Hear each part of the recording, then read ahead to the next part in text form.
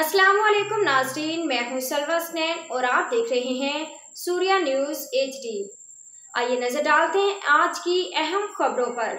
ढेर की रिपोर्ट। ढेरकी के करीब गाजी दड़ी के इलाके में टेस्कोन कंपनी के इंतजामिया के खिलाफ सैकड़ों देहातियों ने शदीद एहतजाज करते हुए वादों पर अमन का मुतालबा किया। एहतजाज में गाँव गुलाम हैदर लिगारी, इस्लाम खान लिगारी, दिलावर खान लिगारी, अब्दुल रज़ाक खान लिगारी, फाजिल लिगारी और हाजी वली मोहम्मद लिगारी के लोग बड़ी तादाद में शरीक हुए।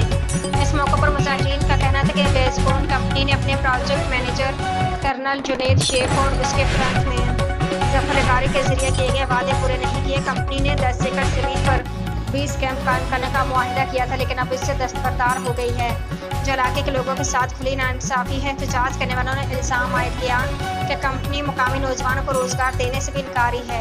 उन्होंने मजीद कहा कि हमारे मुतालबात बिल्कुल वाज़ेह हैं, जिनमें मुकामी तालीम याफ्ता नौजवानों को रोजगार देना, 10 एकड़ जमीन पर बेस कैंप का मुआहिदा बहाल करना और कंपनी की जल्द से समाजी जिम्मेदारियों के तहत इलाके में तालीम, सेहत, साफ पानी, निकासी, आब का निज़ाम, सड़कों, स्ट्रीट लाइट्स की फरहमी शामिल है।